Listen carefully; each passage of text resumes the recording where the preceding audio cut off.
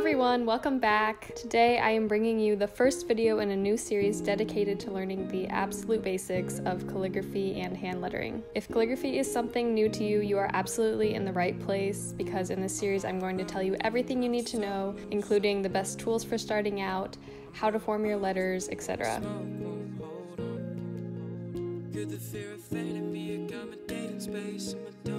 There are 5 main elements that work together in calligraphy that I will talk about in this video, and the first is the brush pen. If you're a beginner, I would highly recommend the Tombow Fudonosuke brush pen.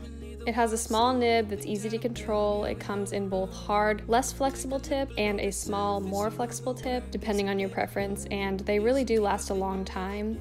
I've used the same few pens for quite a while, and the nibs hold up quite well compared to other pens which tend to fray more easily over time.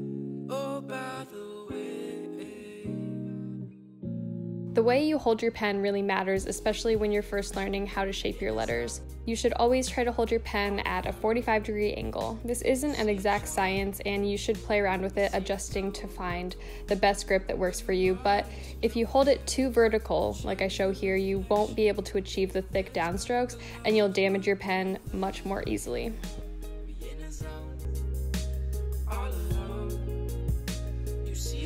I want to go over the different strokes really quickly, even though I'm going to do an entire video dedicated to this. The first stroke you need to know is the upstroke, which is just a thin line that you create by gently moving your pen upward and applying light pressure.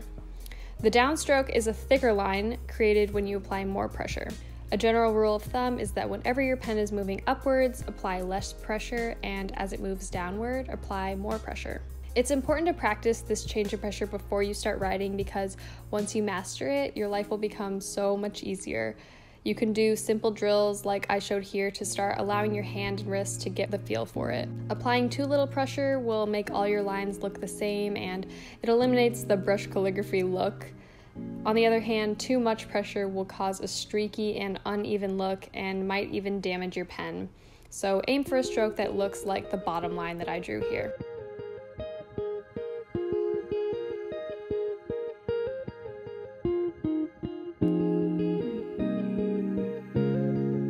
This next part is so important and so underrated. Go slow. A large part of the lettering in this video has been sped up, so I wanted to include a clip in real time to show you the importance of taking your time when you're doing your lettering. This is what my lettering process looks like: slow and meticulous. If you're just starting out, don't rush it. Take your time and focus on keeping a steady hand.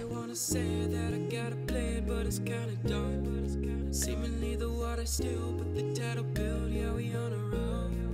Take a look below the surface, you know the work is. Repetition and consistency are so important when it comes to calligraphy. If at first you aren't mastering it, please do not give up. You have to build up the muscle memory in your hands, and if your lines are unsteady, slow down and practice your drills, then come back, and don't forget to keep track of your progress. You'll be amazed at how much you improve over time. Before we continue, I want to add a small disclaimer to those of you watching this who don't feel like this is coming naturally to you.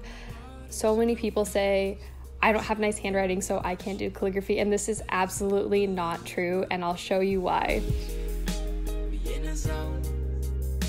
Here's an example of my handwriting. It's fast and imperfect because I'm just trying to get the information down on the paper. Then compare this to my calligraphy, which is much more purposeful and meticulous. I write much differently when I'm lettering than when I'm just writing. Hand lettering calligraphy is a slow and methodical process like drawing. Anyone can master it, even if you don't like the look of your current handwriting style.